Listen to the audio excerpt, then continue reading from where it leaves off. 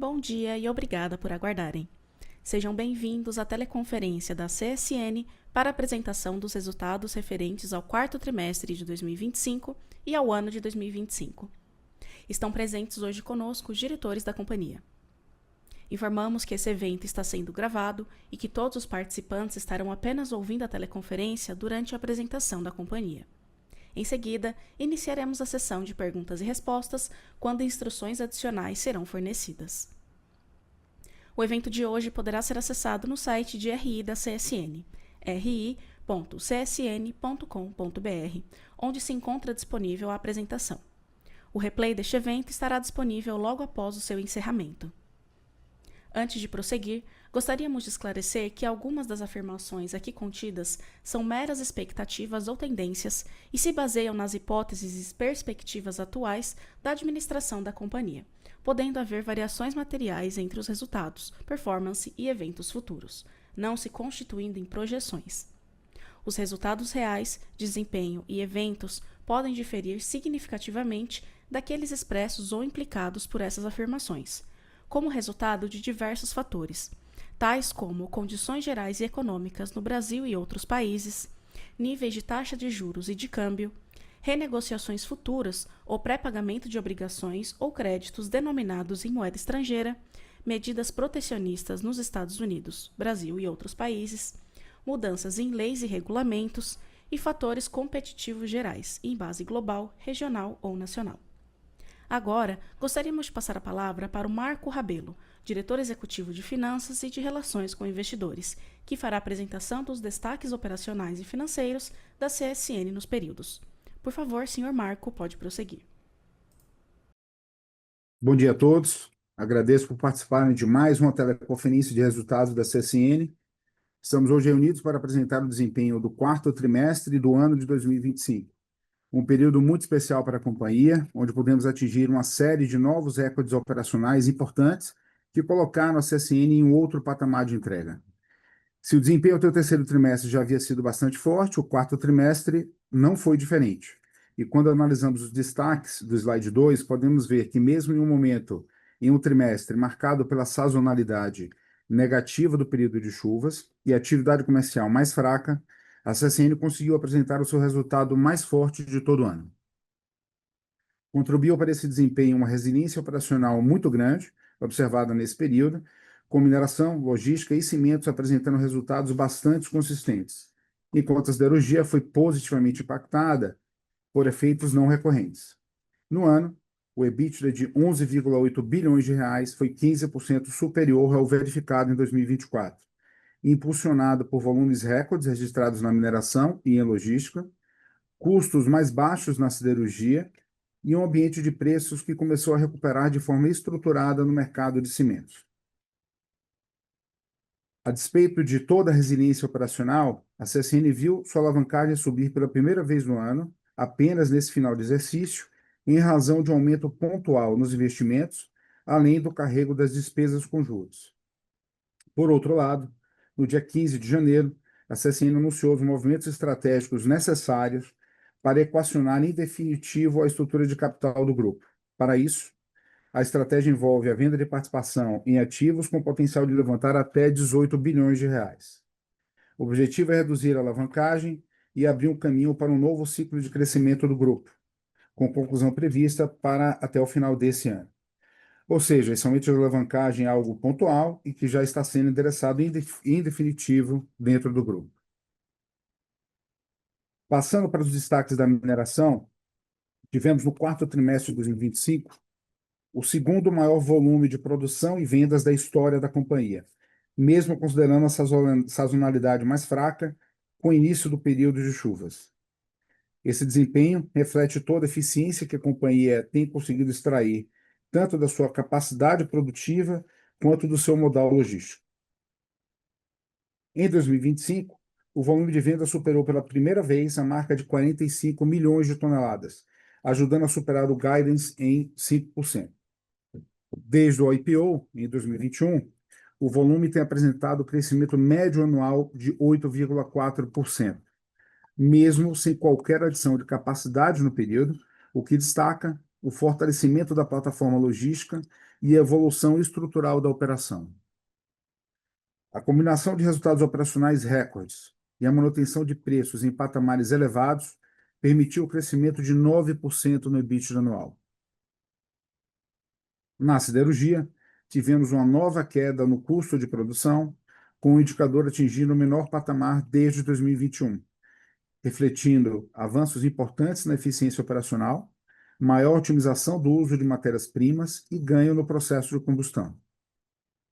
A contínua redução de custos reforça a competitividade estrutural da operação e contribui para a preservação de margens, mesmo em ambiente de maior pressão comercial. Nesse ponto, é importante ressaltar as medidas antidumping que vêm sendo aprovadas nesses últimos meses, sinalizando um ambiente mais favorável de competitividade e preços para os produtores locais. Isso já está se refletindo nos resultados de 2026, colocando a siderurgia como um importante vetor de crescimento para esse ano.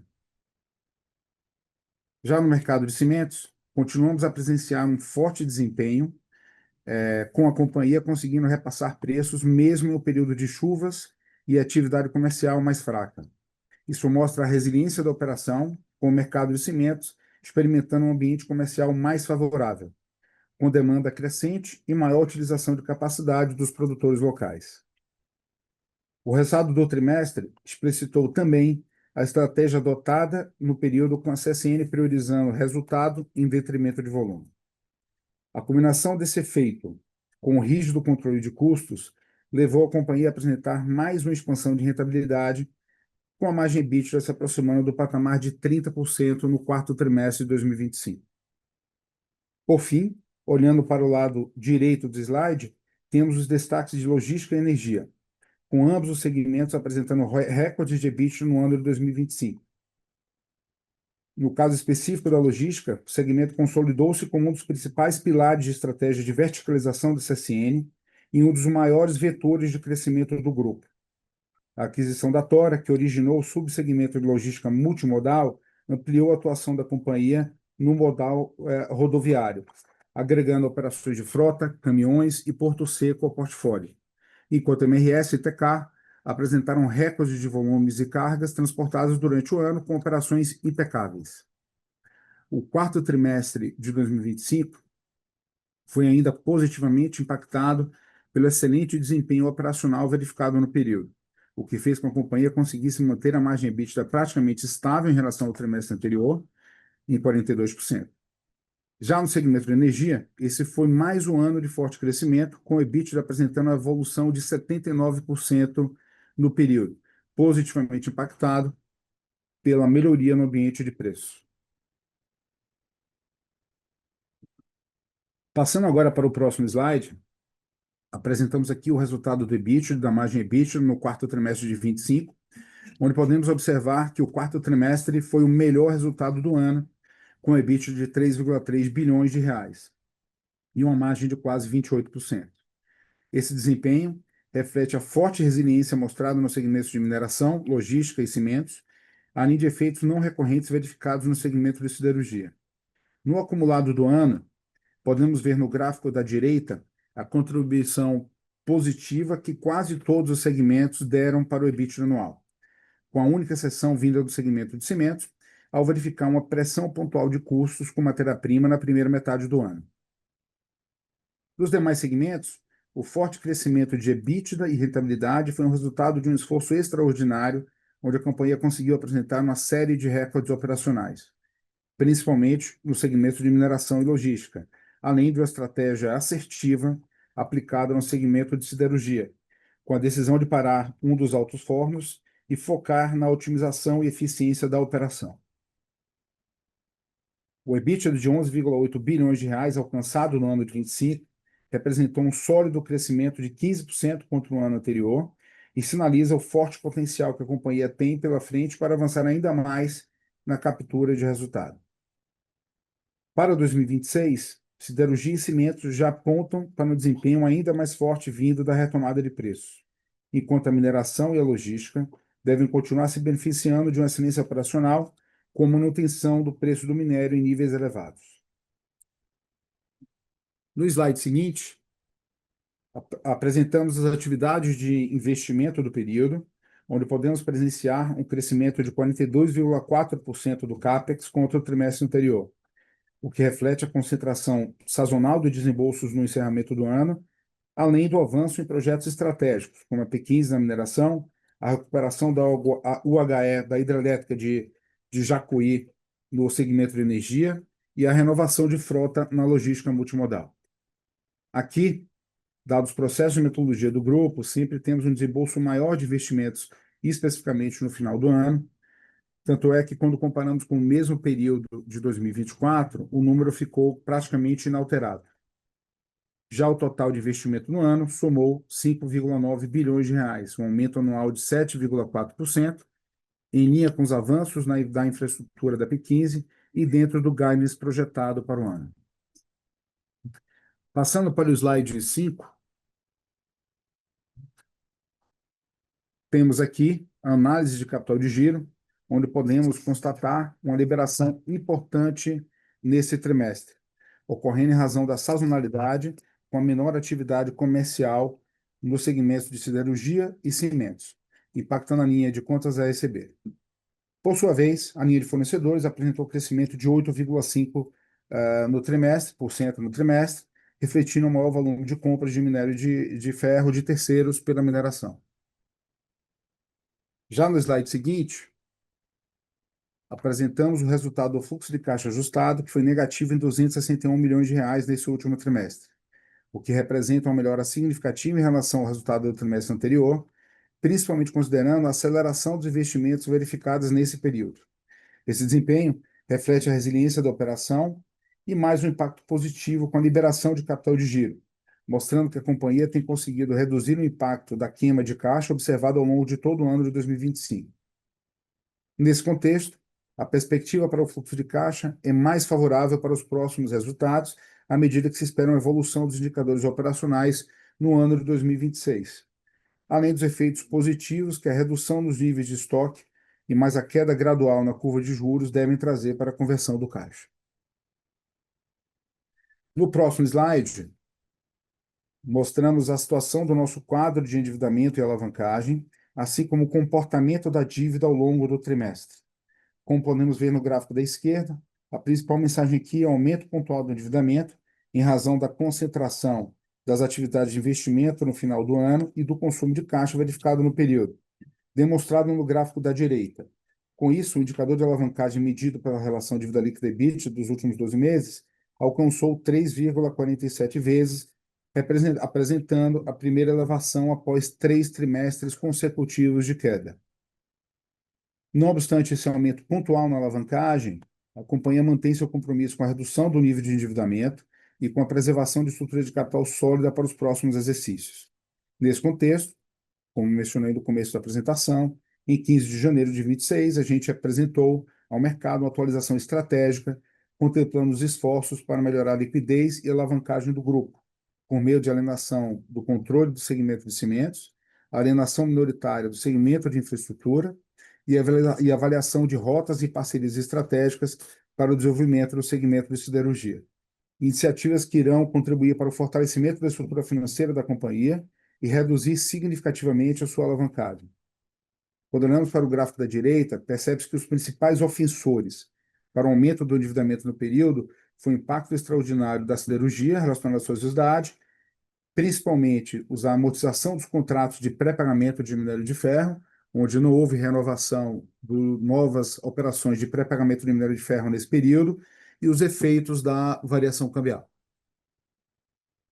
Passando para o slide 8, apresentamos o perfil de endividamento, onde podemos observar a manutenção de um patamar elevado de caixa, e que as principais torres de vencimento de curto prazo são de dívidas bancárias, onde a CSN tem conseguido endereçar sem maiores dificuldades.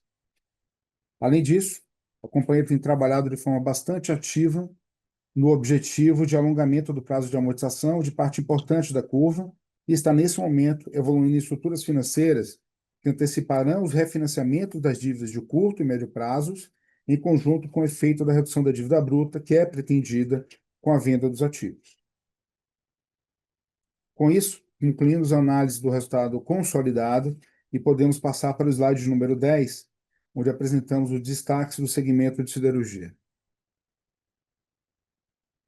Nesse primeiro slide, temos o resultado da nossa atividade comercial, onde é possível verificar uma redução de 6% nas vendas do trimestre, refletindo a sazonalidade típica do período. Além disso, a retração também é consequência do alto nível de estoques entre os distribuidores locais, fora ainda elevado volume de material importado no mercado interno e as barreiras tarifárias vigentes no mercado externo. Nesse sentido, é importante notar que a maior parte da redução da atividade comercial verificada no período veio principalmente do mercado externo. No ano, a redução de 7,5% no ritmo de vendas de 2025, quando comparado com o ano anterior, é resultado das pressões externas já mencionadas e decisões estratégicas adotadas pela companhia ao longo do ano de priorizar rentabilidade em detrimento de volume.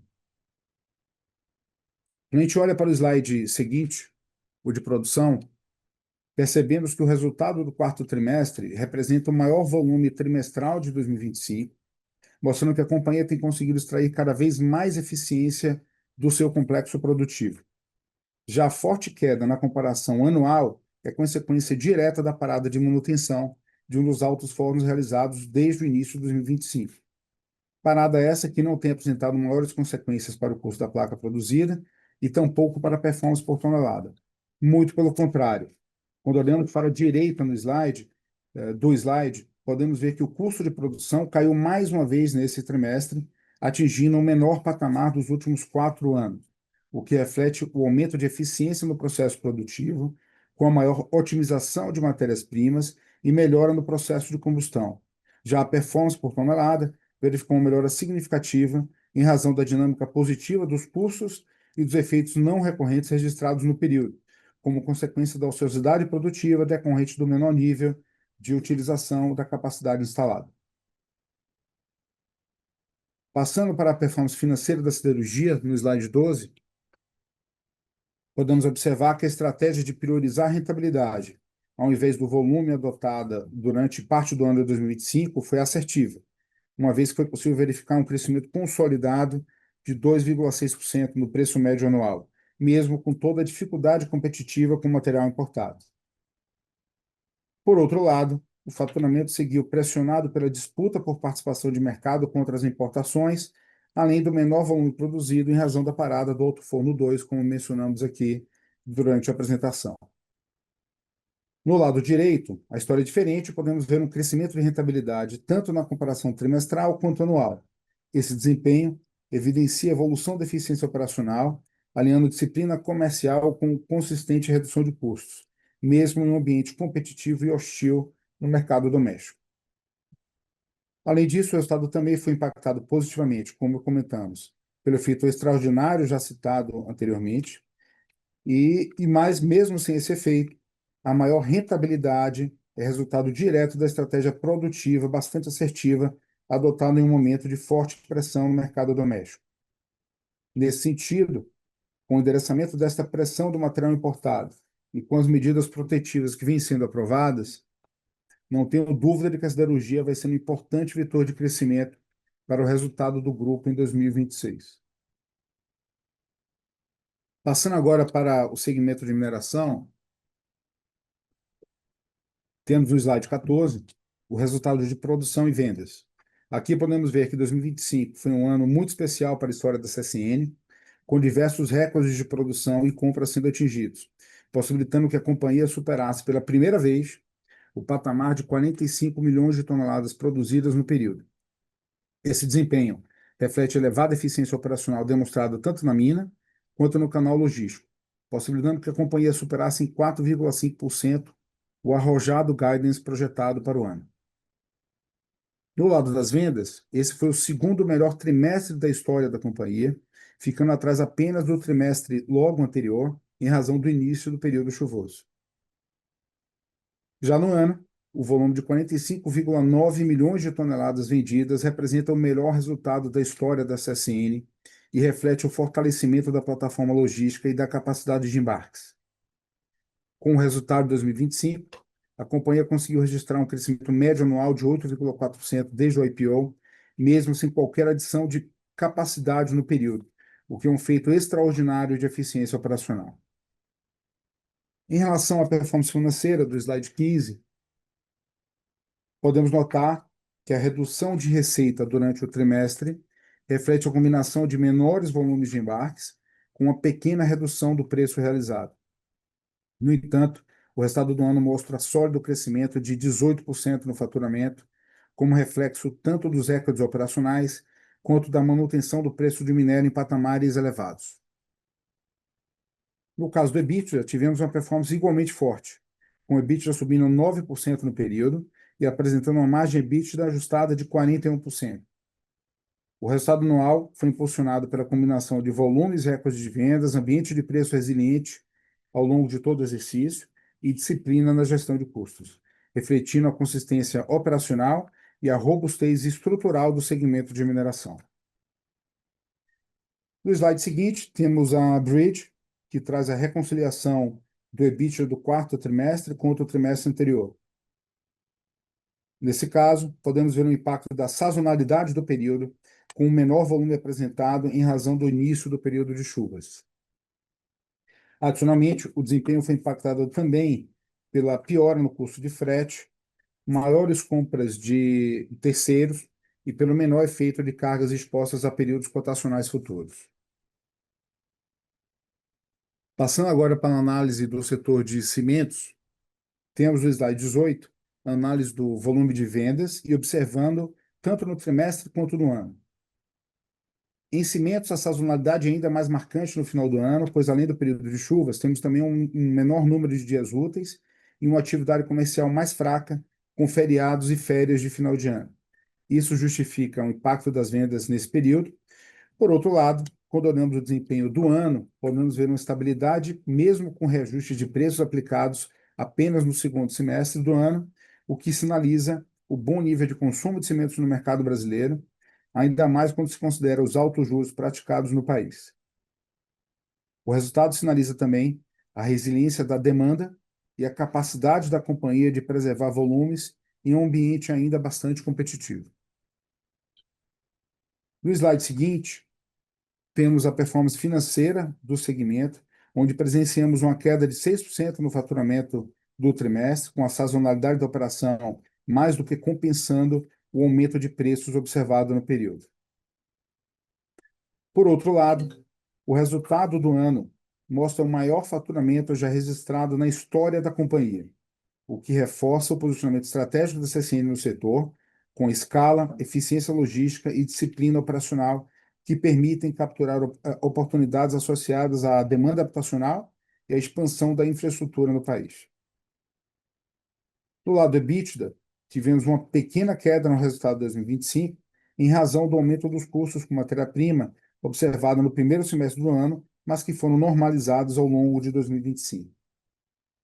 Isso permitiu que a rentabilidade voltasse para um patamar próximo dos 30% no segundo semestre, o que é a maior de todas do setor, a maior margem de todos do setor, e reforça os diferenciais competitivos da operação ao contar com plantas mais novas e uma gestão integralmente verticalizada. Passando para a análise do segmento de logística, no slide 21, podemos verificar novos recordes alcançados durante o ano de 2025. Tanto a receita quanto a EBITDA foram impulsionados por uma dinâmica crescente de movimentação de cargas e eficiência que resultaram no mais alto nível de faturamento e EBITDA já registrado para o segmento. Contribuiu também para esse desempenho a incorporação da Tora, que ampliou a atuação da companhia no modal rodoviário, fortalecendo a integração e o controle sobre toda a cadeia logística.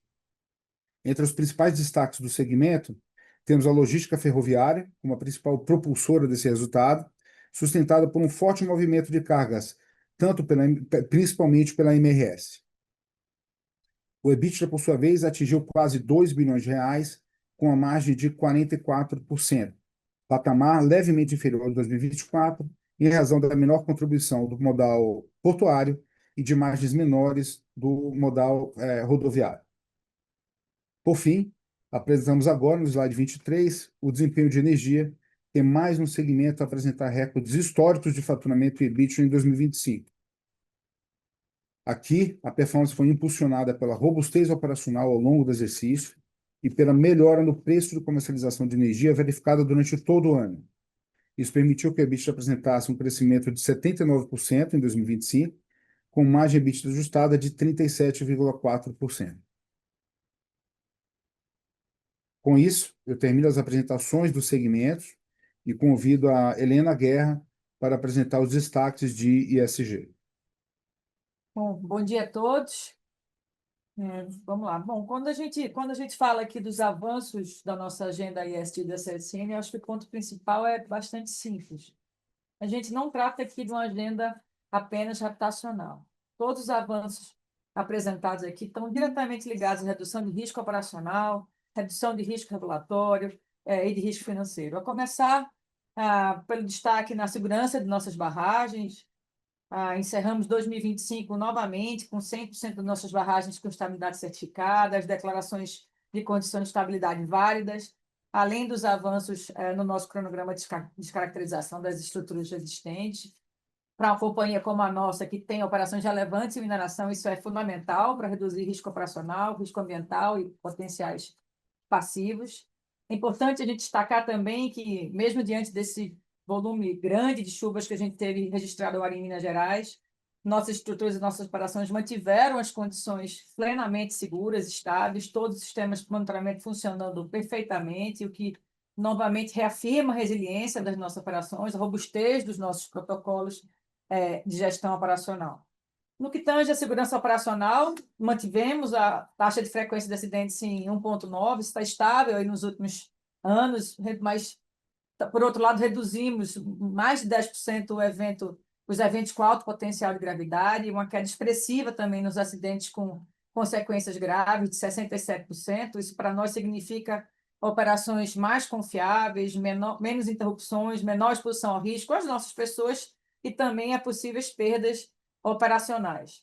No eixo ambiental, a gente segue avançando em investimentos estruturais que reduzem risco regulatório, aumenta previsibilidade operacional. Um exemplo, acho que importante, é a modernização dos sistemas de controle das emissões da OPV. São 750 milhões investidos, que já vem gerando reduções relevantes nas emissões de particulado e melhoria na qualidade do ar de Volta Redonda e no entorno ali das nossas operações. Mas, para além do ganho ambiental, também reduz significativamente nosso risco regulatório, pressão operacional sobre um dos nossos principais ativos. Avançamos também na redução da intensidade de carbono nas operações de siderurgia, de mineração, de cimento. Isso nos posiciona melhor a companhia diante de potenciais mecanismos de precificação de carbono e das novas exigências regulatórias nos mercados globais. Já na frente da governança, novamente, uma evolução relevante nas avaliações externas e nos principais ratings ESG do mundo. Em 2025, nós melhoramos nosso desempenho no S&P Global, no ISS, a gente se posiciona em todos eles, entre as empresas mais bem avaliadas do mundo, além de alcançarmos a lista Prime, a lista dos processos de cimentos no que tange ao CDP do clima. Reforça também a nossa evolução e a evolução da companhia na gestão de riscos e nas práticas de governança. Um ponto importante também, estou quase acabando aqui, mas alcançamos a nossa meta de diversidade, estabelecida lá em 2020, que era dobrar os 14% de mulheres que a gente tinha aqui, chegamos a 28%. Né? Isso, além de ser um avanço cultural importante, mas também contribui para a atração e para a retenção dos nossos talentos, especialmente num setor tão intensivo em mão de obra especializada. E, por fim, eu queria destacar que parte dessa agenda também gera ganhos operacionais concretos. Em 25, nosso programa de melhoria contínua implementou mais de 4.500 iniciativas com ganhos de mais de 120 milhões de reais por ano. Então, todos esses resultados alcançados em 25 reforçam o que a gente sempre diz aqui. Nossa agenda ESG ela não acontece à parte do nosso negócio. Os avanços que a gente vem apresentando de forma consistente nos últimos anos se traduzem em menor risco operacional, menor risco regulatório, menor risco reputacional. Isso, por consequência, resulta numa maior previsibilidade, estabilidade, competitividade e gera valor sustentável para nós como companhia e para vocês como stakeholders e investidores. Muito obrigada. Passo a palavra de volta para o Marco. Bom, obrigado, Helena. Passamos agora a palavra para o nosso CEO, Benjamin Steinbruch, para suas considerações. Tarde a todos, bem-vindos à apresentação de resultados da CSN. Eu vou começar pelas partes para depois falar da CSN. Então, começando pela mineração, que nós tivemos mais cedo a apresentação de resultados.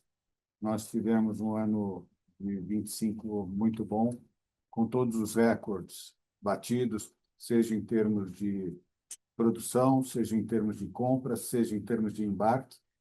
E trabalhando fortemente nos custos, nós conseguimos nos manter no guidance inferior de custo que foi dado para o ano de 25 e batendo a cada mês a produção e com importante acompanhamento também do aumento de embarque no porto. As previsões com investimento, principalmente com relação à P15, estão se concretizando dentro do cronograma e estamos acompanhando a evolução de perto desse investimento, que é o principal para a nossa mineração. Os preços foram a maior do que todo o mercado esperava, e isso contribuiu para o nosso resultado, assim como para o desempenho de 26, nós temos essa perspectiva melhor de preços, como está se mostrando no mercado, em consequência da guerra, em consequência da China. Tivemos aumentos significativos de preço agora, e o nosso compromisso com o custo de ficar no guidance inferior, que a gente se propôs a fazer, e na condição de os portos acompanharem esse aumento de de produção, mês a mês conseguido. Então, a mineração, eu diria que apresentou resultado a mais do que era esperado por todos, tanto em termos de produção, quanto compra, quanto embarque, quanto custo menor. E diria que nós estamos na mesma batida para esse ano, nos desafiando a cada vez mais produção na mineração e embarque no porto, e considerando essa redução de custo constante. Na questão da siderurgia, nós começamos um trabalho importante no segundo semestre do ano passado, em termos de redução de custo e previsibilidade da produção, e estamos trabalhando trimestre a trimestre para obter esses resultados. Nós tivemos já no último trimestre o menor custo feito pela siderurgia nos últimos anos, e isso está sendo elaborado para que seja constante, que a gente consiga cada vez mais ter essa redução de custos, e nós acreditamos que com as medidas tomadas pelo governo no sentido de antidumping, que nos atingiu em cheio, principalmente nos produtos de maior valor agregado, nos revestidos, que entravam em quantidades superiores a 60%, 70% do mercado, que com essas medidas agora o mercado brasileiro possa voltar à normalidade e trabalhar de forma previsível, sem essas atitudes agressivas e conturbadas de importação desmedida dentro de produtos específicos. Então, nós acreditamos que os preços tendem a se ajustar a uma realidade e, com isso, existe a melhora em termos de margens para a siderurgia. Estamos trabalhando também fortemente em redução de estoques e acredito aí que, com isso, a gente vai destravar um valor grande de caixa, já que, como vocês sabem, temos 12 bilhões em estoques para que possam ser reduzidos prontamente através da venda de produtos acabados em todos os produtos, e também na parte de matéria-prima e produtos em elaboração, que certamente reduzirão também esses valores. Na parte de peças e equipamentos, a gente tem uma tendência natural de aumento em função da P15, porque, como vocês sabem, os equipamentos estão chegando, e com isso a gente, eventualmente, nas peças, vai ter um aumento, mas que a gente está tentando travar pelo aquilo que a gente já tem também de outros setores que não e linhas que não apequins. Acreditamos que a siderurgia continue a entregar os resultados, redução de custo, principalmente na placa.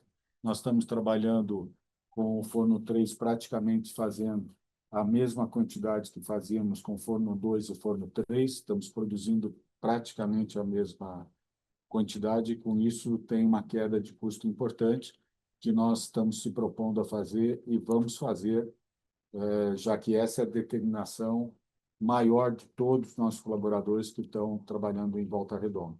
Esperamos, sim, que a siderurgia continue nessa evolução de manter a produção e reduzir o custo de forma muito significativa e contando com a melhora de preço do mercado interno, já que, finalmente, com as medidas de antidumping, a gente acredita que vai disciplinar de forma bastante eficiente esse mercado.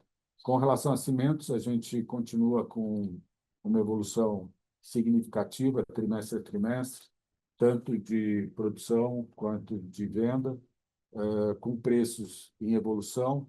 Tivemos uma questão pontual da matéria-prima para a energia, que petcoke subiu bastante, e isso influenciou um pouco a questão de custo, mas nós acreditamos que a evolução de margem que nós já estamos praticando, se analisarem o último trimestre, você já tem uma previsão mínima do que seria o resultado para esse ano de cimento e que seria bem superior àquela que nós tivemos em 2025. Temos uma evolução de preço regionalmente muito forte no Nordeste e também um aumento de preço bastante positivo aqui no mercado Sudeste, principalmente em granel. Então, acreditamos que o cimento vai repetir e melhorar o bom desempenho que teve em 25. Logística, como vocês sabem, talvez seja o bloco de maior valorização potencial para a CSN, através das medidas que nós estamos tomando para criar a empresa de infraestrutura e logística, já que nós temos todos esses ativos precificados a nível de mineração e siderurgia, e que praticamente são metade do valor que pode se precificar dentro de uma empresa exclusivamente de infraestrutura e logística. Aquilo que nós se propusemos a fazer está sendo feito e nós acreditamos que a contribuição, em termos de valor, vai ser muito grande para a companhia a partir do momento que a gente tem essa empresa de infraestrutura e logística operacional, o que acreditamos que seja no terceiro trimestre desse ano. E com relação à energia, a gente considera uma outra pilar importante para nós em termos de crescimento. Nós temos aí um crescimento muito efetivo do ano passado, com margens boas. A gente acredita que é um ativo que fortemente contribuirá para os resultados da CSN no ano de 2026. Com relação à CSN como um todo, nós tivemos um EBITDA superior do ano passado, em 15%, atingindo quase 12 bilhões. Foi um número bastante expressivo. 12 bilhões de EBITDA é bastante coisa. A gente teve um problema pontual de aumento de dívida, que depois, eventualmente, o Marco pode esclarecer no detalhe, mas, basicamente, é uma coisa muito pontual e que foi a não renovação dos pré-pagamentos da mineração, a questão cambial, que favoreceu bastante a mineração, mas, em contrapartida, nos prejudicou na holding, e algumas coisas pontuais que depois podem ser ditas pelo Marco, mas enfatizar para vocês que foi um aumento pontual e que, eventualmente, se recupera no primeiro trimestre, pelo menos a parte cambial, com certeza, e a renovação do pré-pagamento de exportação de minério, que nós temos que fazer em volume grande, não podemos fazer mês a mês ou fazer a cada 2 meses, porque não representa o volume necessário para que a gente possa constituir esse pré-pagamento. Mas o Marco tem toda a condição depois de explicar para vocês o que aconteceu de forma pontual com relação à dívida no quarto trimestre. Da maneira geral, eu diria para vocês que a CSN está muito bem em todos os setores, em termos produtivos, logística, energia, cimentos e mineração, e diria para vocês que a siderurgia está convergindo para isso também, através desse esforço que nós estamos fazendo, e com o resultado de não queimar caixa, como foi já bem menor o ano de 25 comparado com o ano de 24, e nós esperamos realmente estancar isso em 26. E junto com as medidas que foram já anunciadas de desalavancagem, a gente acredita que a partir desse segundo trimestre agora, de forma efetiva, a gente começa a mostrar os resultados. Basicamente, era isso que eu tinha para dizer para vocês, e volto a palavra agora para o Marco Rabelo. Obrigado a todos. Obrigado, Benjamin. E agora vamos para a sessão de Q&A. Obrigada. Iniciaremos agora a sessão de perguntas e respostas para investidores e analistas de mercado. Caso tenha alguma pergunta, por favor, aperte o botão levantar a mão ou envie a sua pergunta através do botão Q&A. A primeira pergunta vem de Rafael Barcelos, do Bradesco BBI.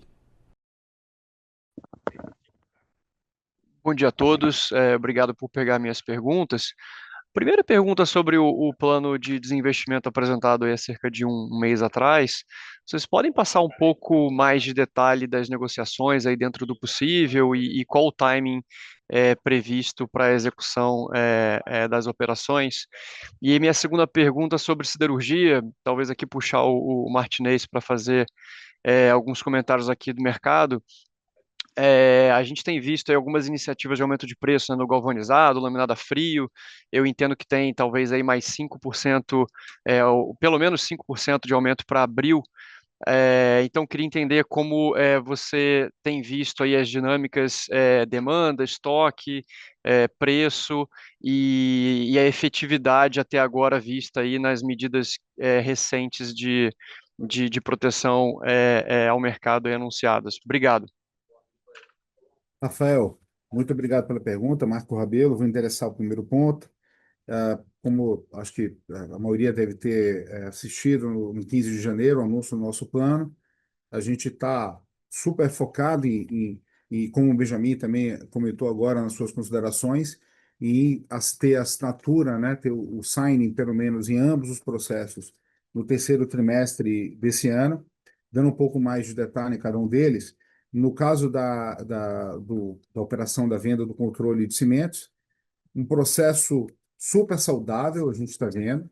Recebemos uma série de inbounds após o nosso anúncio em 15 de janeiro, uma busca muito clara de vários potenciais buyers de geografias diferentes, vários da Ásia, vários da Europa e brasileiros também. Então, mostra claramente que a gente vai ter um processo muito saudável e competitivo na venda do ativo de cimentos. A gente tem hoje, liderando a operação, mandatados pela companhia, o Morgan Stanley, que é quem está liderando essa operação da venda de cimentos para a gente. Estamos trabalhando com eles já há bastante tempo. Todo o processo de preparação dos materiais, Information Package, VDR, e aí vai, tudo super pronto, muito bem avançado. Então, a gente está confiante que vai ter um processo muito célere aqui nos próximos meses. E dando um pouco mais de cor, como a gente comentou, o signing é no terceiro trimestre.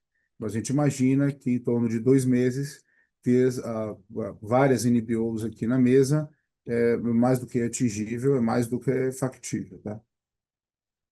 Em relação à infraestrutura, o processo também está avançando super bem. Aqui a gente tem nos apoiando o Bradesco e o Citibank. É um processo que a gente avançou de uma forma diferente, porque conversamos com vários dos potenciais buyers antes de lançar a transação, até porque a gente estava testando durante o ano de 2025 realmente o perfil desse veículo, o valuation desse veículo, o apetite de grandes investidores em infraestrutura por esse veículo, o que foi demonstrado de forma super positiva, o apetite do mercado por essa plataforma de infraestrutura que a gente está criando com esses 7 ativos sendo direcionados para a plataforma de infraestrutura. A dinâmica também vai ser super forte, está sendo super forte do ponto de vista de discussão com os buyers, mas ela tem uma complexidade estrutural diferente da de cimentos, porque você está formando veículo novo, transferindo ativos que estão hoje espalhados dentro do grupo para esse veículo novo, e você tem diversas autorizações de instituições regulatórias envolvidas no processo, como a NTT, ANTAC, CAD também, mas o foco da assinatura no terceiro TRI, o compromisso continua super válido e vamos chegar lá. Oi, Rafael, bom dia, Martinez. Falando especificamente da questão de preço, eu vou aproveitar e fazer um pouquinho, dar um cenário um pouco mais completo aí do que a gente está imaginando para a siderurgia no primeiro trimestre e um pouco do segundo também, né? E se a gente analisar o que aconteceu naqueles pilares que eu sempre falo aqui de custo, excelência operacional, questão da importação, prêmio, questão da competitividade, cadeia valor, entenda aí preço, etc. A CSN, nos últimos 2 anos, sofreu o que podia ter de pior nessa quesito, né? Porque a gente teve custo mais alto, foi bombardeado e ainda tem um pouco aí da importação, e a gente teve que acompanhar o mercado para poder competir. Eu acho que agora, na verdade, a oportunidade é de inverter completamente o sinal, né, dessa curva aí. No primeiro trimestre, a gente deve ter aí volumes estáveis na siderurgia, e no segundo trimestre a gente já enxerga um aumento expressivo da carteira, principalmente nos materiais de maior valor agregado, que representam 50% do nosso output. Ainda no primeiro TRI de 26, a nossa previsão é que o preço apresentado do primeiro TRI fique por volta entre 4,5% e 6% no primeiro TRI, levando em consideração essas outras iniciativas que a gente tem aí no produto de maior valor agregado. Hoje a gente tem reduzido os descontos, a gente ainda não começou a fase de aumento de preços, né? Acho que essa redução de descontos agora é mais importante. Reforçando o que o Benjamin colocou nas medidas antidumping, né? No que diz respeito à China e aos produtos revestidos, a iniciativa que a CSN liderou de colocar o antidumping, ela é importante porque ela perpetua por 5 anos. Então, todo o processo de antidumping, ele dura nos próximos 5 anos. Quer dizer, contra a China, eu acho que essas questões de isonomia competitiva estão resolvidas. O maior foco agora, e aí eu acho que tem que ter uma atenção muito especial de toda a indústria, e aí eu não falo só do aço, das cadeias ajusantes também, a questão das NCMs de fuga, que o pessoal tem colocado, tem a questão de circumvention e desvio de comércio, que acaba ficando muito grave, porque se você olhar a importação da China para o Vietnã, fechou o ano com 7 milhões, com certeza esse produto pode ser oriundo de desvio de comércio para o Brasil sem taxa, tem Coreia com 4, então aqui é algo que a gente tem que ficar muito atento. E uma outra iniciativa que a gente está iniciando é com a fiscalização na Receita Federal e com o Inmetro, para garantir que os produtos que cheguem no Brasil tenham o nível de especificações que o mercado precisa e que não venha material que pode comprometer obras, estruturas e performance de equipamentos, né? Então, nesse primeiro trimestre, essa é a nossa previsão de preço, entre 4,5% e 6%. Eu acho também que outros fatores podem ajudar a gente aí, sim, aumentar um pouco os preços em função desses eventos aí da China, do Newman Fines, do BHP, teve o spike do minério para 112, teve o carvão que foi de 200 para 250. se juntar com a excelência operacional que o Benjamin também colocou, de o custo de placa cair de 3.300 para 3.100, e com essas iniciativas, eu acho que a nossa margem já começa a caminhar para um lado mais 2 dígitos bem positivos. Então, praticamente, essa é a questão aí de oportunidade que a gente está enxergando no mercado para o primeiro e segundo trimestres. Obrigado. Martinez, só um follow-up. Ali no final do ano passado, a gente, quando discutia com os participantes de mercado, entendia que estava ali um ambiente de demanda desacelerando, juntamente com um nível de estoque aí na cadeia mais elevado, principalmente aí nos portos. Hoje, como que você percebe essa dinâmica evoluindo, principalmente aí agora que a gente já está quase no final do primeiro tri e olhando para o segundo trimestre? Obrigado novamente. Nada. Ô, Rafael, uma coisa, foi mais uma vez uma excelente pergunta, vai me dar a oportunidade de colocar aqui outro ponto. O ano passado, na verdade, o consumo aparente de planos no Brasil, que fechou ao redor de 16 milhões e 500 mil, ele foi recorde absoluto. O único problema é que a venda interna das usinas todas somadas foi em torno de 12.200 contra quase 14 milhões em 2013. Então, a gente ainda não conseguiu voltar a esse patamar de vendas internas no Brasil. Eu fiz uma conta aqui, tentando olhar um pouquinho como é que ficaria o ano, né? A importação fechou ano passado em torno de 25%, né? Vale lembrar que a CSN sofreu uma tempestade aqui, né? Como o Benjamin colocou, Zincado 50%, Galvalume 79%, tudo de importação, folha metálica 43%. Então, eu imagino que se a gente conseguir reduzir e voltar para um patamar aí da ordem de 13 milhões no mercado interno, vai entrar no mercado oriundo do que deixa de ser importado em torno de 1,5 milhão a 2 milhões. E aí eu acho que essa é a grande sacada que vai ocorrer no mercado interno. Não acho que também vai ter um crescimento muito forte do consumo de aço no Brasil, mas ele já está num patamar muito interessante. O final do ano passado e começo desse ano, obviamente, o que aconteceu foi uma antecipação das compras de importação. Tanto que em fevereiro, se a gente observar os dados do governo, foi exatamente quase que o dobro do que se vinha importando, né? Por isso que eu falei que as oportunidades elas vão estar para a gente recuperar a margem através da redução de descontos e, eventualmente, algum aumento de preço, vai permitir, pelo menos no primeiro e segundo, que esses estoques que estão aqui no Brasil sejam consumidos, uma parte deles, né? Então, é basicamente isso. O mais importante é que o número de demanda ainda continua bem saudável, forte, e o principal objetivo agora é recuperar parte desse volume do importado para o mercado interno e a CSN também recuperar um pouco em função dos materiais revestidos. Perfeito, muito obrigado. A próxima pergunta vem de Daniel Sasson, do Itaú. Olá, boa tarde a todos, obrigado pela oportunidade. A minha primeira pergunta, talvez aqui para o Marco, eu sei que você tem um pouquinho mais de cor aí sobre as alternativas estratégicas e mencionou aí que nos próximos 2, 3 meses a gente pode ter mais novidades com o signing de alguma operação acontecendo no terceiro trimestre. Mas tem coisas aqui que talvez fiquem um pouco fora do controle da companhia, né? Condições de mercado e tal.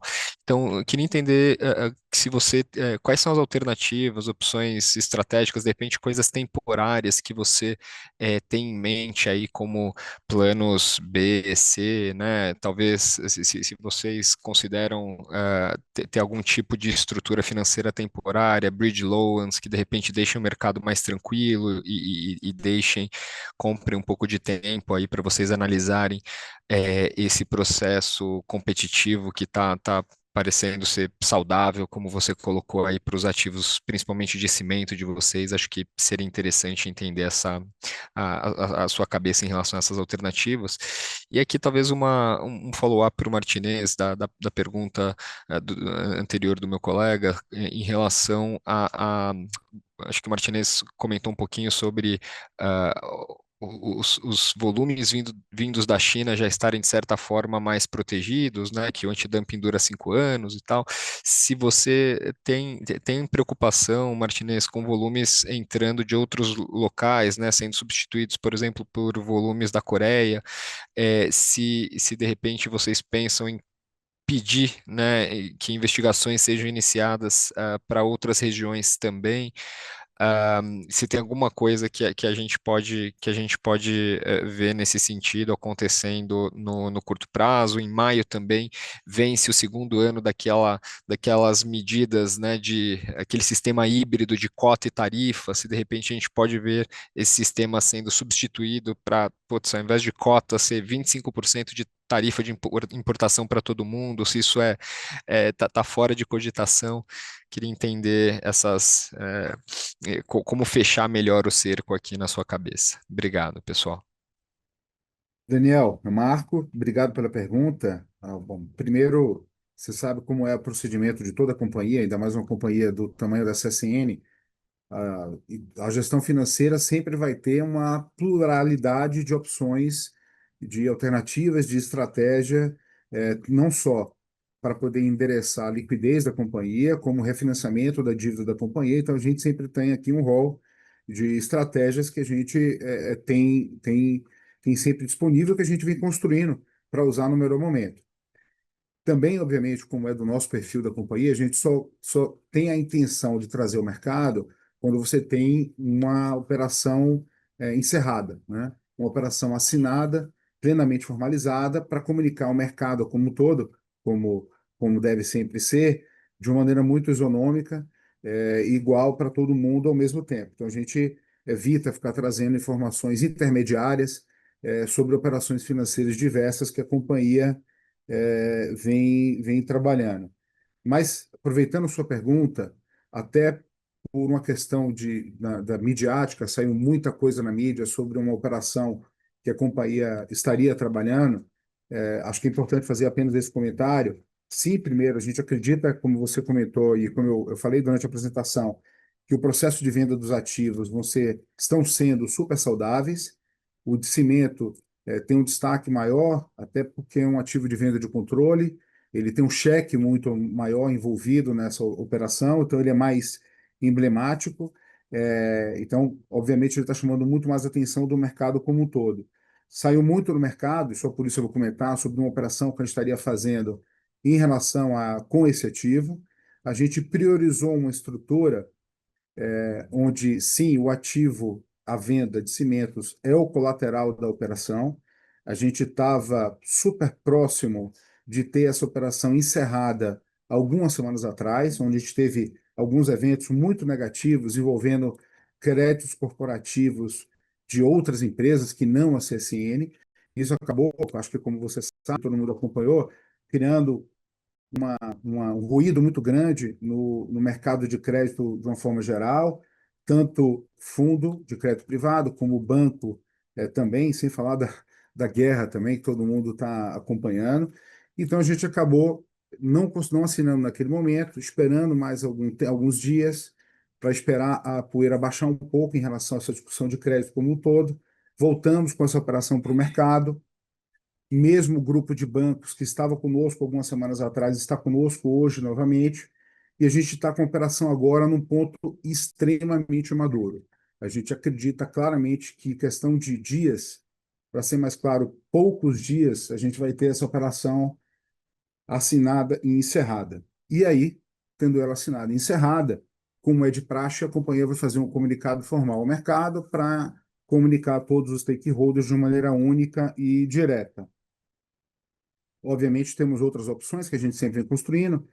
Fui um pouco mais focal nessa, porque ela saiu muito na mídia, informações muito desencontradas, então achei por bem dar um pouco mais de cor sobre essa operação que está ali muito próximo de ter um encerramento dela, e vai ser uma operação muito saudável, que vai trazer vários benefícios financeiros e qualitativos para a CSN, para o processo de venda e para os nossos credores também. Oi, Daniel. Primeiro, a pergunta é importante porque tem um dado que eu gostaria de reforçar aqui, a participação do governo nesse momento tem sido decisiva. Então, acho que a gente tem que agradecer a participação do ministro Alckmin, do secretário Márcio Leal Rosa nesse processo, porque depois de muito tempo, né, a gente conseguiu convencê-los, primeiro, que não tem como competir com a China. Segundo, que tem uma questão de desindustrialização que pode acontecer mais rápido do que a gente imagina. E terceiro, que medidas precisariam ser colocadas com mais celeridade. E nesse ponto, eu acredito que nos últimos 4, 5 meses a gente conseguiu. No que diz respeito ao antidumping, quando a gente começou esse processo, a gente optou por ter o antidumping por ser uma medida perene que segue o regramento da OMC e dura por 5 anos. Então, voltando no primeiro produto, na folha metálica, a princípio a gente fez com a China, foi a primeira a ser implementado. E aí eu estou falando de margens, só para vocês terem uma ideia, da ordem de $300 a $500 de margem de dumping aqui no Brasil. Em seguida, agora, recentemente, tem um mês mais ou menos, o governo aprovou também o antidumping para pré-pintado, para laminado a frio e galvanizados e galvalume, com margens também muito altas, da ordem de $300 até $700. No caso, por exemplo, da folha metálica, a gente já peticionou e deve ter o final da investigação daqui uns 3 ou 4 meses, contra a Alemanha, Países Baixos e Japão. Então, são países que também, por incrível que pareça, não é só a China que faz dumping aqui no Brasil. No caso da folha metálica, nós também achamos margens da ordem de $500 a $800 por tonelada na folha metálica. No que diz respeito, Daniel, à questão de desvio de comércio, circumvention, rota de fuga, etc., é interessante ressaltar, por exemplo, que no caso do laminado a frio, nos últimos 2 meses, o principal importador não é a China, é a Coreia. Então, cabe também aqui, e nós já estamos trabalhando com o governo, para que a gente possa observar também nesses países e nesses outros produtos o que pode ser feito. Um outro país que também entrou no Brasil agora em folha metálica, que não tem histórico nenhum, é a Índia. Então, eu acho que tem alguns países que a gente está de olho aí para provocar uma discussão um pouco mais abrangente na questão de antidumping. Vietnã, Índia, Coreia, etc. A outra questão importante, e a gente também tem que tomar cuidado, do que vem do Paraguai. Então, hoje tem algumas empresas que eventualmente podem trazer para o Paraguai e tentar internar sem tarifa. Então, nós estamos estamos fechando o cerco para que a gente possa realmente ter uma isonomia competitiva total nesse sentido. No que diz respeito à questão de China, hoje os prêmios com material importado nacionalizado da China, comparado com o preço mercado interno, já são negativas. Então, como eu te falei, nós já começamos a fazer algumas reduções de desconto pontuais nos produtos de produtos revestidos, e ao longo desse trimestre, do finalzinho desse e do próximo, a gente deve começar a recuperar um pouco mais em função da equalização do nível de importação e dos prêmios. Perfeito, obrigado, Martinez. E sobre a possibilidade, de repente, o governo abandonar o sistema de cota-tarifa em maio Bem lembrado, Daniel. Na verdade, o que era mais simples de ter feito logo que começou esse surto era colocar 25% de tarifa de importação para tudo. Pois é. Ou seja, isso daí ele não é duradouro, como é a questão do antidumping. Então, a grande vitória foi a gente ter colocado para os principais produtos da CSN um mecanismo de antidumping. O governo, hoje a gente tem praticamente 14 itens de planos que estão no sistema cota-tarifa. E existe sim uma pressão forte das indústrias, né, das empresas de aço para que seja 25% no total. O grande problema também, só por último, que eu acho que vale a pena essa colocação, tem mais 7 milhões de aço que chega no Brasil via importação indireta. Então, hoje praticamente dos 6 milhões que entraram no Brasil de todos os produtos, tem mais 6 milhões de indireta. E o governo já começa a sentir das cadeias a jusante um aumento muito forte de importação em carro, em máquina, em home appliances. Então, o ano passado, por exemplo, são 500 mil carros importados no Brasil, num mercado de 2.500. Então, eu acho que agora a indústria toda está entendendo que isso aí não é uma questão do aço, é uma questão de isonomia competitiva para a indústria como um todo.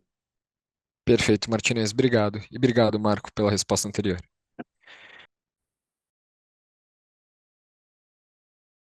A próxima pergunta vem de Tatiane Candini, da JP Morgan. Olá, gente, tudo bem? Primeiro eu queria fazer um follow-up, né? Acho que vocês estão conversando bastante, falando bastante sobre a parte dos investimentos, mas eu gostaria de um follow-up também na parte de parcerias da siderurgia. Acho que, né, a gente viu que os resultados desse trimestre, né, tirando os ajustes que tiveram, continua uma indústria desafiadora, até pelos pontos que vocês também já mencionaram algumas vezes. Então, eu queria entender como que está o andamento dessas parcerias para o setor de siderurgia e se existe o potencial, né? Acho que a gente também tiveram algumas notícias de uma potencial venda, se isso poderia estar no pipeline ou se realmente o foco é na parceria. E aí, minha segunda pergunta, ainda também no setor de aço, é em relação às importações, né? Assim, o que que vocês enxergam de diferente hoje no que foi aprovado de antidumping dos produtos versus, por exemplo, folhas de Flandres, né? Que a gente continua vendo as importações impactando. Existe alguma coisa diferente, alguma proteção diferente desses produtos? Ou realmente tem que ficar conversando com o governo, tentando tirar a triangulação, e esse é o único caminho? Obrigada. Tatiane, é o Marco, eu vou responder a primeira parte da pergunta. Primeiro, em relação aos resultados da siderurgia que você comentou, fato que a gente conseguiu entregar uma importante redução de custo ao longo dos anos. Só para lembrar o comentário da apresentação, no quarto TRI a gente teve o menor custo de produção de placa dos últimos 4 anos. Então, tudo que está ligado à competência e capacidade da companhia, a gente está entregando, tudo que está no nosso controle, a gente está entregando. Com as medidas antidumping aprovadas, que o Martinez já explicou muito bem, e também já comentou sobre a questão de preço, vem essa equação da recuperação de preço, que eu acho que é a etapa que falta para a siderurgia continuar crescendo sua margem EBITDA, voltando para o seu patamar adequado. Em relação às alternativas estratégicas, o plano, e é o que a gente comentou lá no começo de janeiro, em 15 de janeiro, a gente está fazendo um profundo processo de avaliação interna dentro de casa, que vai levar poucos meses aqui para a gente encerrar, para a gente discutir exatamente qual tipo de parceria a gente quer, os projetos que vão ser implementados junto com essa parceria, para que ajudem a sustentar a volta da siderurgia a uma margem EBITDA ainda superior, já calçadas com os aumentos dos preços que a gente aqui já comentou. Então, a gente está fazendo exatamente esse tipo de avaliação no momento. Portanto, em relação a outra pergunta de venda da companhia e tal, não tem definição aqui na companhia, enquanto você não fizer essa avaliação das rotas de investimento, as rotas estratégicas e das parcerias possíveis para apoiar essa melhor rentabilidade da siderurgia. Tendo qualquer definição, a gente também vai fazer o comunicado para o mercado de maneira ampla e direta. Tatiana, em relação à importação, né, na minha cabeça aqui, o que eu estou projetando para o ano é uma queda de 1,5 a 2 milhões de toneladas na importação. O que aconteceu agora em janeiro e fevereiro nada mais foi do que uma antecipação de compra.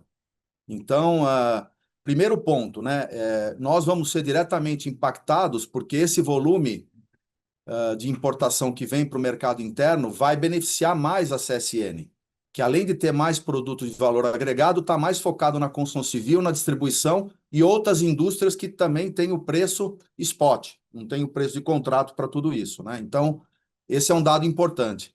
Então, você pega, por exemplo, vamos pegar um produto, o pré-pintado, que a gente, obviamente, produz aqui no Brasil, tem uma nova linha pronta aqui para ser montada, que está em Porto Real, que a gente pretende trabalhar essa linha também, que com certeza vai ter demanda.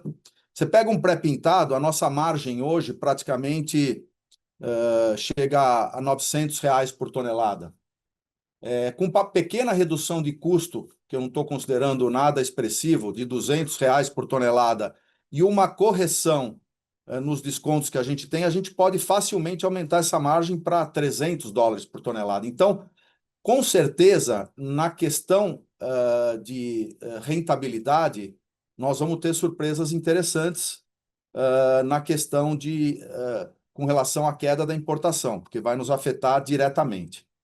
No ponto de vista da folha metálica, por exemplo, hoje já praticamente o que está chegando não vai ser mais da China. Obviamente, com certeza, nos países que a gente colocou também o antidumping, Alemanha, Países Baixos e Japão, também vamos ter um recrudescimento dessas importações.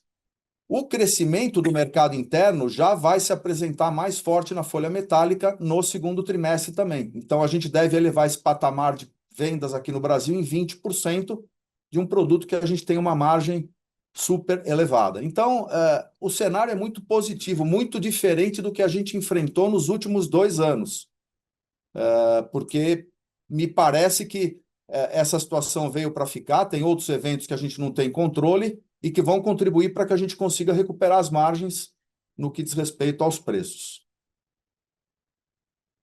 Super claro, gente. Muito obrigada. A próxima pergunta vem de Marcelo Arazi, do BTG Pactual. Oi, pessoal, tudo bem? 2 perguntas aqui do meu lado. A primeira eu queria discutir um pouco com vocês esse aumento na dívida líquida que a gente viu da companhia, né? Vocês acabaram publicando um fluxo de caixa negativo de quase 300 milhões, mas a dívida líquida aumentou perto de 4. Queria entender um pouco desse gap aqui, assim, a gente sabe que tem ali quase 900 milhões de pré-pagamento, tem alguma coisa de variação monetária, mas tem uma linha ali de 1,2 bi de orders e uma linha de 320 de business combinations, que talvez não ficou muito claro o que seriam esses valores. Então, se vocês pudessem dar um pouquinho de claridade para a gente aqui, nesses 2 pontos. E se eu puder fazer uma segunda aqui, a gente viu um impacto aí relevante no EBITDA de siderurgia nesse TRI. Talvez vocês pudessem também dar um pouquinho de clareza no que foram esses impactos e se a gente deveria ver alguma coisa disso continuando para frente. Obrigado. Marcelo, obrigado pela pergunta, eu marco novamente.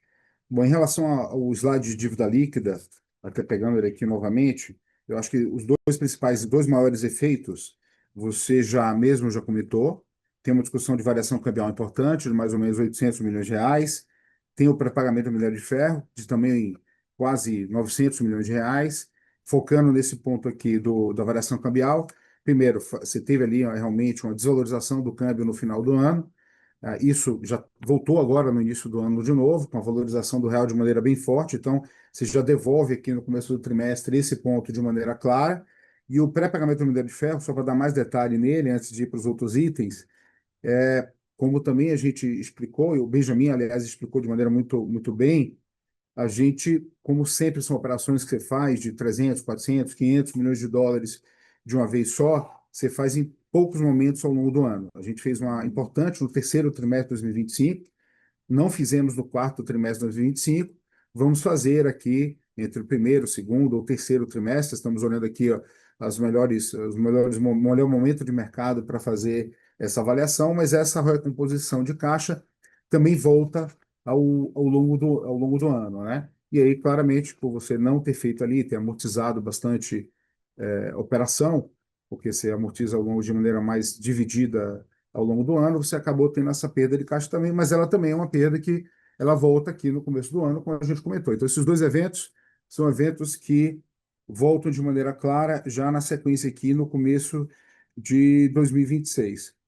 Quando você fala do valor de 1,2 bi, e já pegando essa abertura aqui para a gente, você tem realmente alguns eventos que impactam de maneira mais clara aqui e ficam ali somados. Dentre eles, você tem variações nas contas da MRS, que você consolida naqueles números, então ali eu tenho que voltar. Você teve um aumento na dívida da MRS, uma redução no caixa da MRS, quando você consolida naquele número a proporção, teve um impacto ali de entre 200 a 300 milhões de reais, daquele 1,2 bi que você comentou. Teve o evento da ociosidade operacional, que eu vou explicar na sequência exatamente o seu segundo ponto. Então, quando eu explicar ele, eu já explico também uma boa parte desse 1,2 bi de reais, eu já volto nele. E, basicamente, você teve também uma realização grande de estudos na companhia, de um plano de monetização dos nossos estoques. Benjamin também comentou sobre ele. E dentro dessa avaliação, no final do ano passado, você explica um pouco aqui o evento de 1,2 bi como um todo, você acabou fazendo uma avaliação e uma reavaliação do valor líquido realizado dos estoques, que precisava ser ajustado. Basicamente, são estoques de segunda linha, e que tem um age muito grande na companhia, e que você fez um impacto, acabou trazendo um impacto grande ali para nossos indicadores no final do ano passado, mas estoques esses que a gente já começou a monetizar aqui no começo do ano, então vão trazer aqui em 26 impactos positivos e econômicos e financeiros também. Eu vou explicar o ociosidade operacional, que é o outro que você me perguntou, que tem um impacto na siderurgia, porque ele impacta nessa linha de 1,2 bi de maneira importante também. E eu acho que a gente consegue fechar basicamente 1,2 bi. É um ajuste de fatores exógenos à companhia, ajuste de fatores pontuais, que está muito lastreado na CPC 16, que fala de custeio e de fatores exógenos na companhia. É um fator que está dentro na DRE da linha de outras operacionais, ou seja, está dentro do resultado operacional da DRE, está dentro do lucro líquido da companhia, mas nesse caso, uma ociosidade que ocorreu em 2025, gerada pela parada do Outro Forno 2, que a gente também já comentou aqui de maneira muito extensamente, e por isso parte do custo fixo relacionado a essa parada do Outro Forno 2 é direcionado para essa linha de outras operacionais, gerando esse efeito pontual no quarto trimestre. Não foi feito ao longo do ano, dos outros trimestres, porque as outras DFs, como a gente sabe, são revisões limitadas, você faz um full audit apenas no final do ano, então você faz uma revisão mais plena de todos os procedimentos no final do ano, e você acabou tendo um impacto total do ano apenas no quarto trimestre. Não é, respondendo também sua pergunta, um fator que ocorre de novo em 2026, até porque esse tipo de classificação e evento só ocorre, só acontece quando são fatores temporários. Se forem fatores que têm uma sobrevivência por períodos longos, ele não se encaixa nessa CPC 16 ou nesse tipo de classificação. Bom, é isso. Espero ter explicado adequadamente. Não, tá ótimo. Obrigado. A próxima pergunta vem de Guilherme Nipes, da XP. Boa tarde, pessoal. Obrigado pela oportunidade. Tenho duas perguntas aqui também. A primeira delas vem do lado de geração de caixa e todos os temas que a gente já comentou aqui, mas existe alguma possibilidade de flexibilizar ou reduzir algum CAPEX aqui, o CAPEX do projeto P15 na mineração? Teria como a gente ver números relativamente menores no Business Ex-Semin, olhando para frente aqui? E a minha segunda pergunta volta ainda para siderurgia, no tema do antidumping, se tem alguma atualização com relação ao antidumping da BQ, se tem alguma atualização com relação a time, potencial impacto, e até no contexto dos produtos que já entraram ali, com antidumping já aprovado, que foi o pré-pintado, laminado a frio, galvanizado, quando que a gente deveria ver esse cenário, eventualmente, de volumes reduzindo de importação da China e, eventualmente, um contexto um pouco melhor de dinâmica de oferta e demanda no mercado doméstico, para que vocês pudessem ter um repasse, eventualmente, até um pouco mais forte de preço nessas linhas afetadas pelo antidumping? Obrigado. Guilherme, muito obrigado pela pergunta. Endereçando aqui ao Marco, endereçando a primeira parte. Óbvio, uma empresa com 5 segmentos, do tamanho da CSN, a gente sempre tem alguma flexibilidade em segurar CAPEX, em fazer a gestão dos investimentos da companhia e segurar o CAPEX em momentos um pouco mais apertados de mercado ou de liquidez. Então, se for necessário, você sempre tem sim essa possibilidade.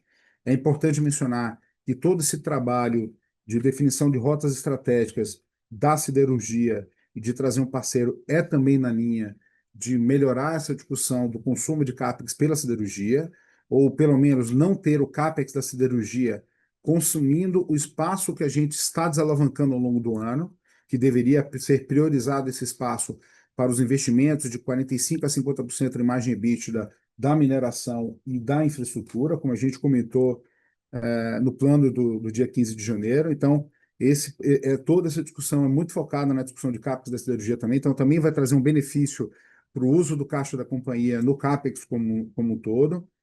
E a venda do segmento de cimentos também vai acabar trazendo uma redução de CAPEX também, que vai junto com a companhia. Mas sim, respondendo de maneira mais resumida, temos flexibilidade, várias ações da companhia hoje, incluso essa discussão da siderurgia, tem um foco grande em CAPEX e consumo de caixa.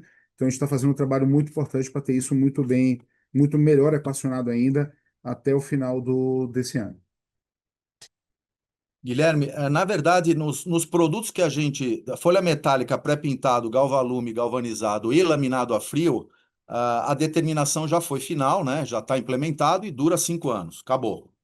No caso do laminado a quente, o governo já chegou a uma determinação preliminar, mas não aplicou ainda os direitos provisórios. Ele poderia ter aplicado, mas optou por não aplicar ainda os provisórios por conta de toda uma burocracia que tem aí de controle, etc. Então, ele chegou aí a margens que variam de 280 a 300 dólares no BQ. O prazo final do governo é final mesmo, já imaginando que o prazo legal de 18 meses seria em dezembro.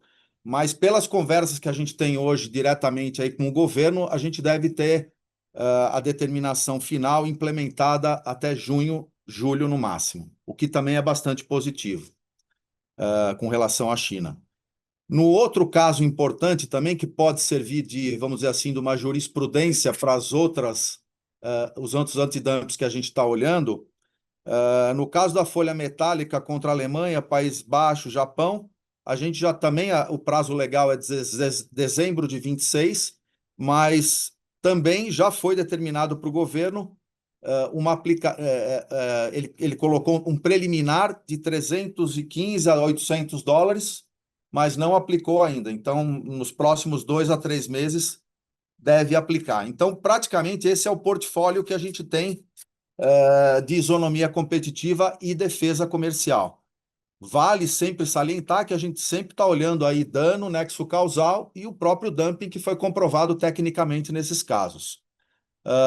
O outro caso que foi colocado agora há pouco aí é a questão do cota tarifa, que a gente também ele tem ajudado, mas ele pode ser mais efetivo se ampliar o número de itens.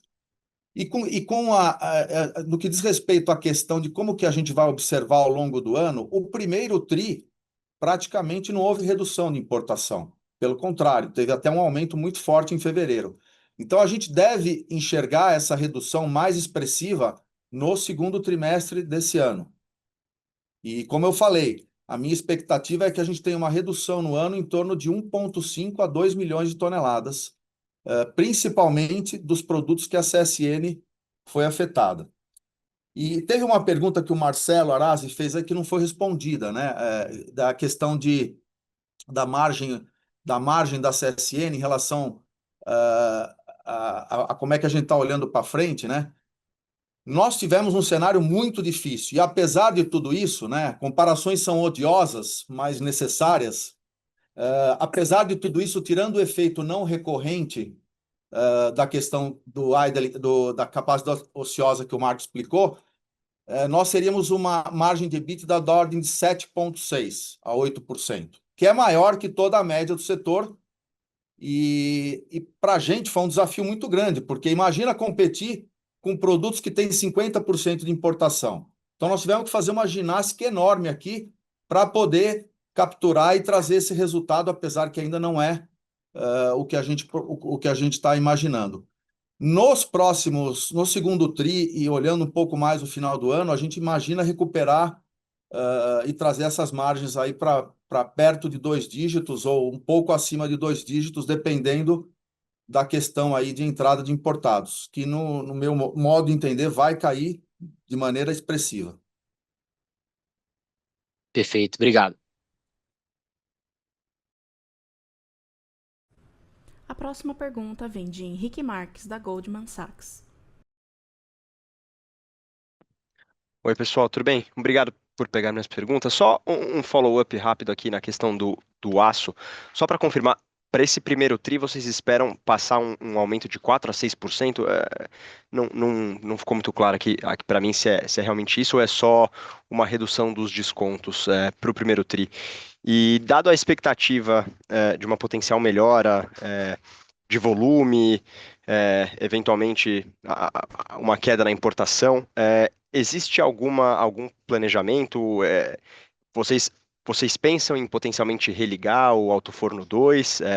Isso faz parte do plano de curto, médio prazo? Ou por enquanto é só operar o Alto Forno de Volta Redonda mesmo? E só para finalizar, uma última questão sobre os contratos de pré-pagamentos, né? Acho que foi comentado já. Eu queria só entender.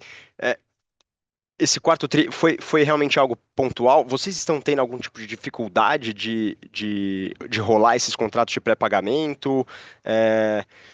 Existe algum tipo de preocupação com vocês ou não? Isso já deve voltar em breve. Eu sei que foi comentado que deve voltar no primeiro, segundo ou terceiro TRI, mas, de novo, acho que são contratos normalmente grandes que têm um impacto relevante aí na geração de caixa, só para entender o timing dessa possível rolagem desses contratos. Obrigado. Henrique, na verdade, no primeiro trimestre, entre melhoria de mix e redução dos descontos, eu imagino que deve ficar entre 4,5 e 6. Ainda nós não temos nenhum impacto direto de aumento de preço, mas com certeza vai impactar de maneira positiva no nosso resultado no primeiro trimestre. Com relação à questão do Alto Forno 2, eu só queria salientar, depois talvez o Marco possa complementar, a gente tem feito uma estratégia também de complementar a nossa produção com a aquisição de placas, né? Então, se a gente olhar o track record do negócio, em 2023 a gente trouxe 400 mil, 2024 a gente trouxe 600 mil toneladas, 670 mil, quase 700 mil, e 2025 a gente foi um pouquinho mais criativo. Quer dizer, como a gente parou o Alto Forno 2, a gente resolveu trazer um pouco mais de BQD, porque tinha uma relação custo-performance mais interessante. Então, a gente fechou o ano com praticamente 500 mil, sendo só 200 de placa e o restante de BQD. E essa estratégia se mostrou até agora exitosa, né? Então, nós estamos acompanhando o que vai acontecer, obviamente, com a situação de placa. Já teve uma apreciação grande do preço em relação à Europa, mas eu acredito que a gente vai conseguir ainda conviver esse ano de 2026 com aquisição de matéria-prima importada e talvez até do mercado interno, desde que esteja nas condições que a gente precisa para poder competir. Muito bem. Henrique, falando da discussão de pré-pagamento, não. Como a gente tentou comentar aqui durante o call, não tem nenhum link com dificuldade de refinanciamento ou dificuldade de emissão de novos pré-pagamentos. A gente, ao contrário, tem uma disponibilidade muito grande de empresas de trading com interesse em fazer pré-pagamento.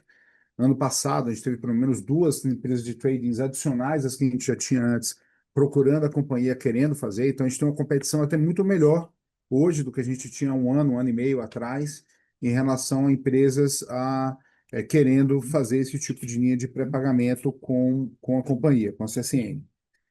Então, assim, não tem nenhuma preocupação. É simplesmente pelo tamanho, o volume de minério que é envolvido nessas transações e que fazem sentido para eles, não justifica fazer operações de valores menores de 800 milhões de reais, para pegar o exemplo do valor do quarto trimestre, e sim fazer operações que sempre impactam em 2 bilhões e meio de reais, 3 bilhões de reais, ou algo nesse patamar, e por isso ela é feita 2 vezes no ano, né?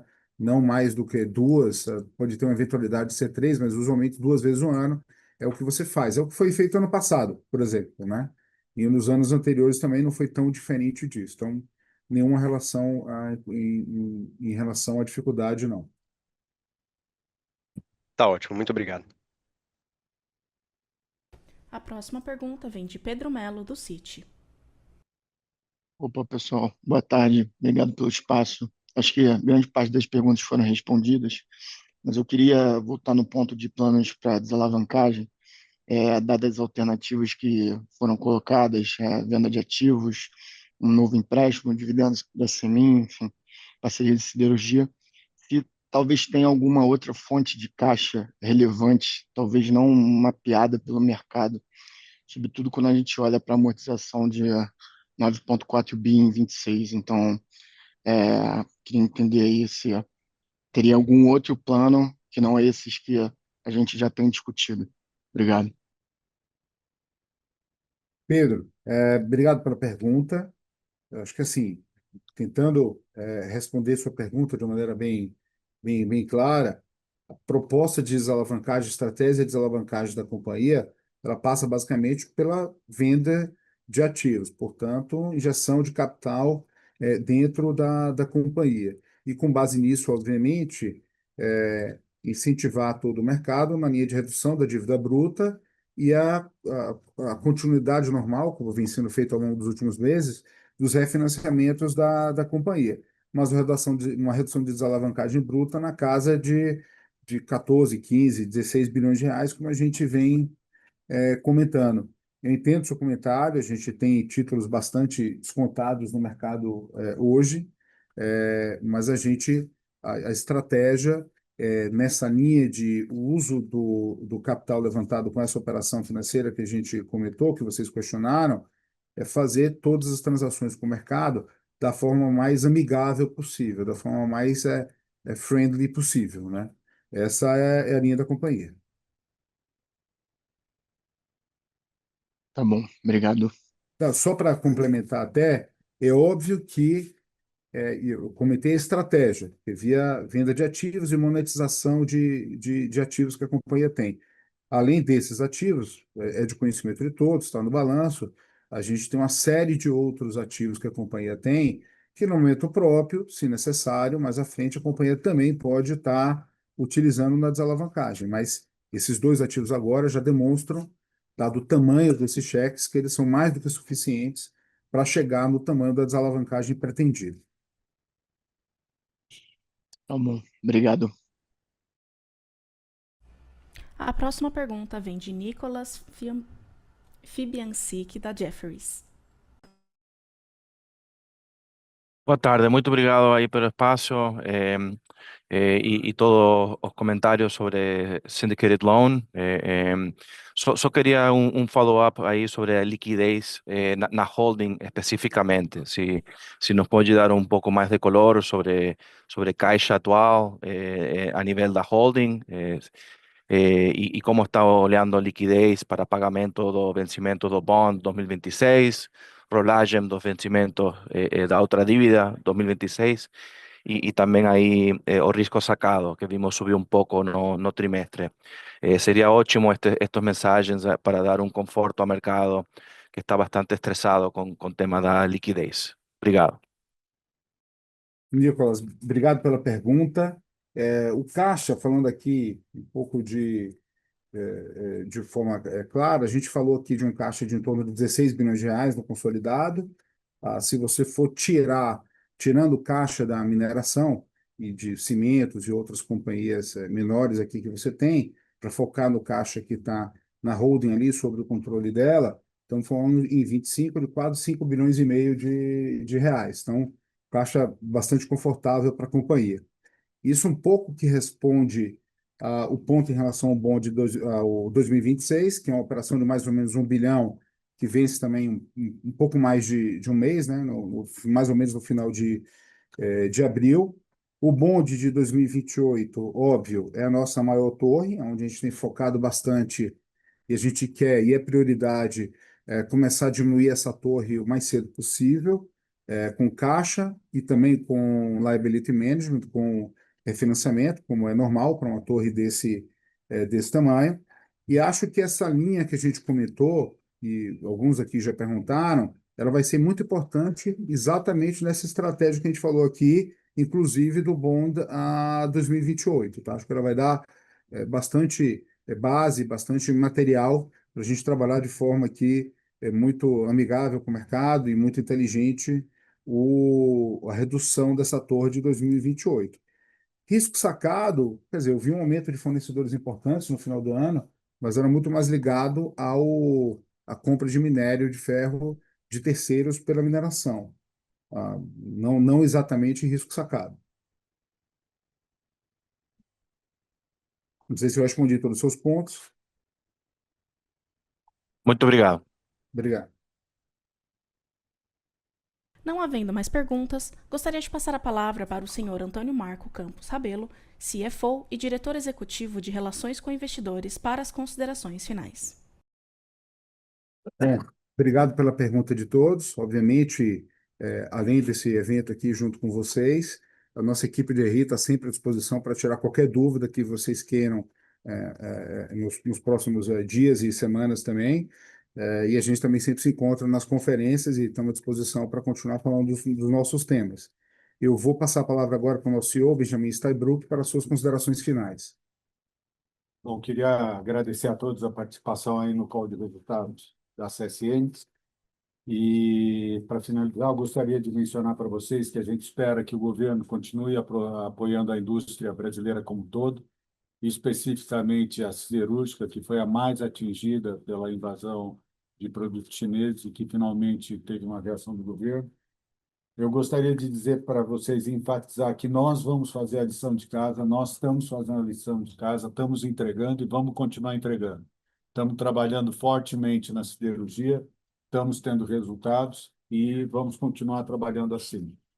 A parte nossa de suprimentos está mobilizada no sentido de comprar melhor, a parte de produção, de produzir mais com custo menor, a parte comercial nossa está determinada e tem a responsabilidade de diminuir os estoques. Estamos fazendo isso. A partir de março, a gente acredita numa melhora forte do mercado, que em janeiro e fevereiro teve bastante, eu diria, não entusiasmado, mas em março já começou forte e a gente acredita que daí vai mais, do ponto de vista comercial, de vendas. A desalavancagem é o nosso compromisso maior. A gente gostaria de reafirmar essa desalavancagem e que a gente já vem fazendo e se comprometeu a fazer e vamos fazê-lo de forma mais curta possível. Dizer para vocês, teve uma pergunta até do Guilherme da XP sobre CAPEX. A gente está trabalhando não só no CAPEX, como no OPEX também. A gente tem flexibilidade para muitos investimentos, contratos, terceiros. A gente está fazendo uma varredura geral de contratos e vamos ter um bom resultado, com certeza, com relação a isso. Não só porque não se justifica trabalhar com um estoque tão grande de 12 bilhões, mas também do ponto de vista do investimento e da manutenção, a gente tem que ter essa determinação agora de ter uma redução eficiente e rápida, para que nos ajude também na parte de desalavancagem, não com venda de ativos somente, mas também com a melhora dessa gestão do capital de giro. Dizer para vocês que certamente a gente tem alternativas de curto, médio e longo prazo. É de se esperar que a companhia tenha alternativas de desalavancagem e tem negociação de formas de desalavancagem, não só dentro dessa estrutura que foi falada pelo Marco com relação àquela que é mais conhecida e está no mercado, mas temos também outras para serem postas em ação assim que terminarmos com essa primeira, vamos ter a segunda e vamos ter a terceira, que já estão contratadas, já estão adiantadas. Então, é nossa obrigação ter alternativas e nós as temos. E essa questão do aumento da dívida pontual, eu gostaria de voltar a enfatizar para vocês que foi uma coisa pontual e que a gente vai ter essa reversão já no primeiro trimestre. A questão do pré-pagamento pode ser que fique para o segundo trimestre, mas no primeiro trimestre a parte cambial já foi favorecida à holding, então a gente já tem uma melhora por aí, e também as outras questões que o Marco explicou. Eu queria agradecer a todos os funcionários pelo empenho e colaboração que eles estão fazendo nesse momento, e mais ainda, convidá-los para que façam ainda mais, que a gente tem essa determinação, nós vamos entregar o que nós nos propusemos a fazer, tanto a nível de desalavancagem quanto a nível de melhoras operacionais. Nossos ativos são muito bons e a gente vai trabalhar duro para tirar tudo deles. Queria agradecer a todos mais uma vez a participação e dizer que estamos à disposição para qualquer observação, pergunta futura que queiram fazer. Obrigado a todos. Vou passar a palavra para o Marco Rabelo para encerrar. Bom, obrigado a todos aqui que participaram dessa conferência. Vamos, assim, encerrar nossas apresentações de resultados do quarto trimestre do ano de 2025 e desejamos uma boa semana a todos. A teleconferência de resultados da CSN está encerrada. Tenham uma boa tarde.